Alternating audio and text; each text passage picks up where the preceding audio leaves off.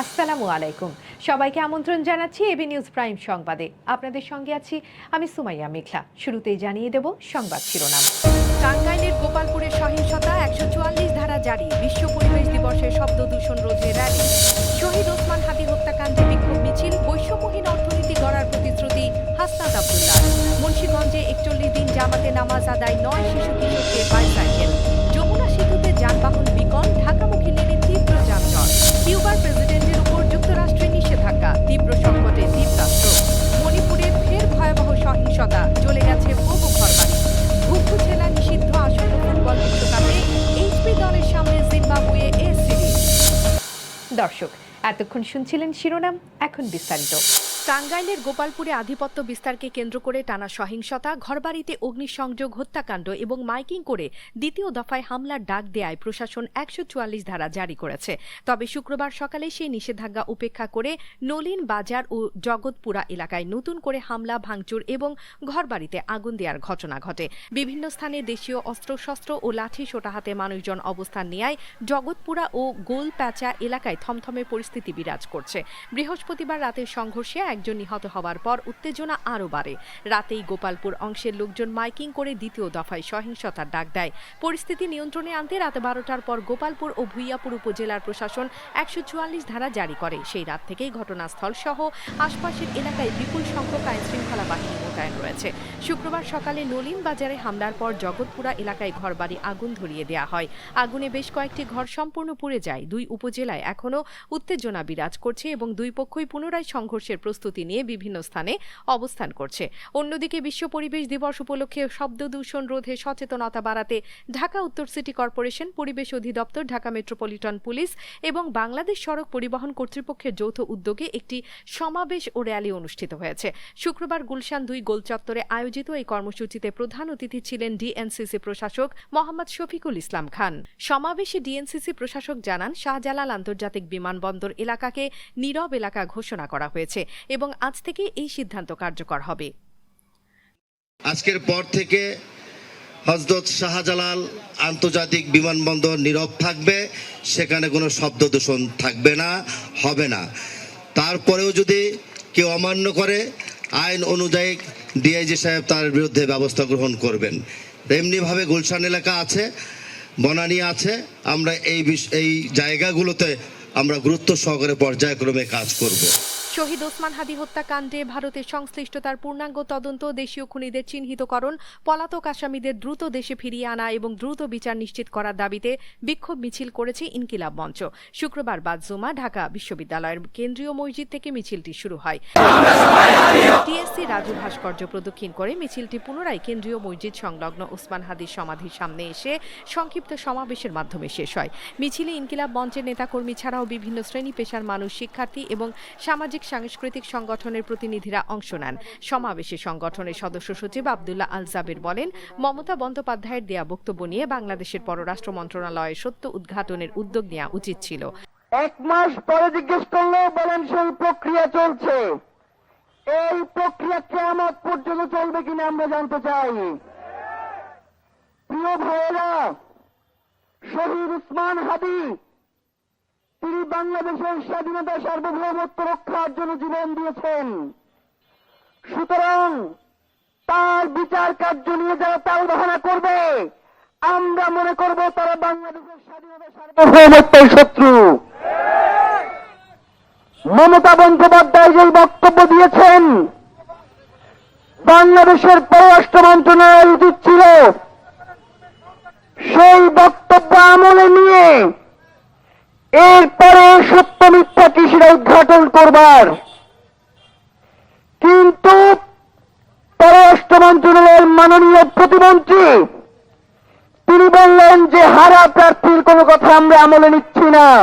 অন্যদিকে জাতীয় নাগরিক পার্টির মুখ্য সংগঠক, দক্ষিণাঞ্চল ও সংসদ সদস্য হাসনাত আব্দুল্লাহ বলেছেন, তারা একটি বৈষম্যহীন ও সমতা ভিত্তিক অর্থনীতি প্রতিষ্ঠা করতে চান। রাষ্ট্র ও জনগণের মধ্যে আস্থার সম্পর্ককে আরও শক্তিশালী করাই তাদের লক্ষ্য। তিনি বলেন, ভোক্তাদের স্বার্থ যেমন রক্ষা করা হবে, তেমনি উৎপাদকদের স্বার্থ সংরক্ষণেও তারা প্রতিশ্রুতিবদ্ধ।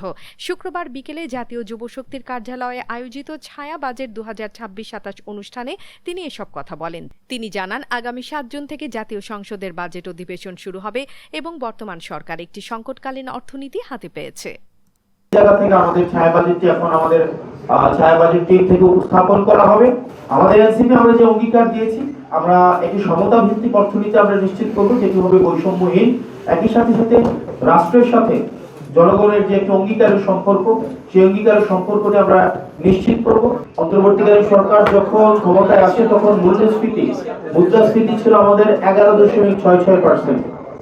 তো এই 11.66% মুদ্রাস্ফীতিকে নিয়ন্ত্রণের জন্য আমরা অন্তর্বর্তীকালীন সরকার তৎকালীন সময়ে সংকোচনমূলক মুদ্রানীতি তখন প্রচলন করে এবং ডলারের দাম বা বিনিময় মূল্যকে নিয়ন্ত্রণ রাখার জন্য, সহনশীল পর্যায়ে রাখার জন্য আপনারা জানেন তখনকার সময়ে বাজার ভিত্তিক বিনিময় হার চালু করা হয় এবং অ্যাসেট কোয়ালিটি রিভিউ চালু করা হয়।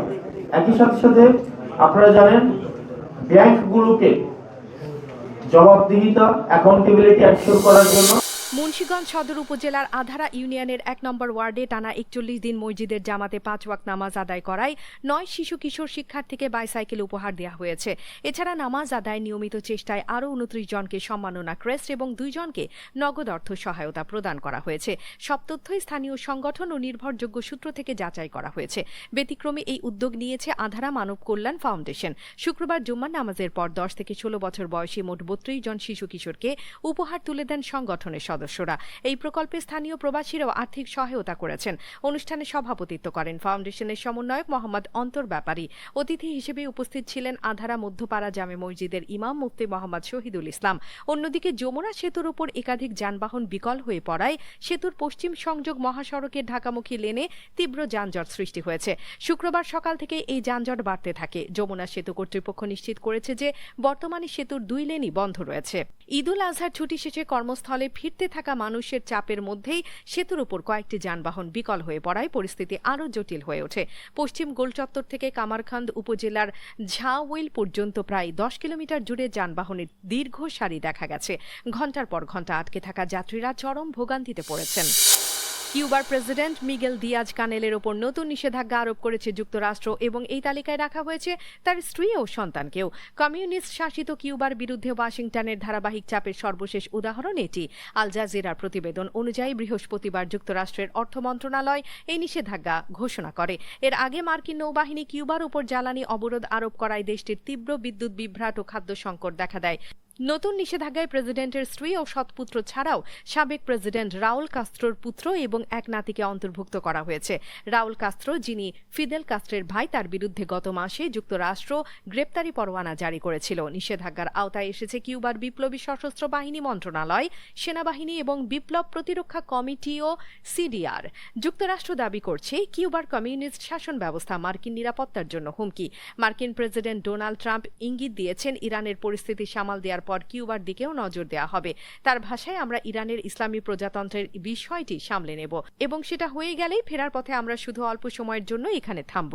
কিউবার পররাষ্ট্রমন্ত্রী ব্রুনো রড্রিগেজ এই নিষেধাজ্ঞাকে জঘন্য বলে নিন্দা করেছেন। ভারতের মণিপুর রাজ্যে আবারও সহিংসতা ছড়িয়ে পড়েছে। শুক্রবার ভোরে কাম্পকপি জেলার নিউ কেথিলে মানবি এলাকার লাইবোল গ্রামে অজ্ঞাত হামলাকারীরা ব্যাপক ধ্বংসযজ্ঞ চালায়। এতে অন্তত ৩ জন নিহত হয়েছেন এবং বহু ঘরবাড়ি পুড়িয়ে দেওয়া হয়েছে। প্রত্যক্ষদর্শীরা জানিয়েছেন ভোর ৪:১০ দিকে ভারী অস্ত্রশস্ত্রে সজ্জিত হামলাকারীরা গ্রামে ঢুকে নির্বিচারে গুলি চালাতে শুরু করে। আকস্মিক এই হামলায় গ্রামবাসীরা আতঙ্কে ছোটাছুটি শুরু করেন। গুলির পাশাপাশি হামলাকারীরা বহু বাড়িতে আগুন ধরিয়ে দেয়, যা দ্রুত ছড়িয়ে পড়ে এবং ঘরবাড়ি সম্পূর্ণ ধ্বংস হয়ে যায়। স্থানীয় পুলিশ জানিয়েছে নিহত ৩ জনের পরিচয় শনাক্ত করা হয়েছে। লেট খোঙ্গাম হাউকিপ, টিনমারি হাউকিপ এবং জংমিন লাল হাউকিপ। হামলার সময় তারা প্রাণ হারান। খবর পেয়ে নিরাপত্তা বাহিনীর সদস্যরা দ্রুত ঘটনাস্থলে পৌঁছালেও কাউকে আটক বা শনাক্ত করতে পারেননি। কে বা কারা এই হামলা চালিয়েছে তা এখনও স্পষ্ট নয়। কোনো সশস্ত্র গোষ্ঠীও আনুষ্ঠানিকভাবে দায়ী স্বীকার করেনি। নিরাপত্তা বাহিনী ইতোমধ্যে তদন্ত শুরু করেছে এবং হামলাস্থলে অতিরিক্ত বাহিনী মোতায়েন করা হয়েছে।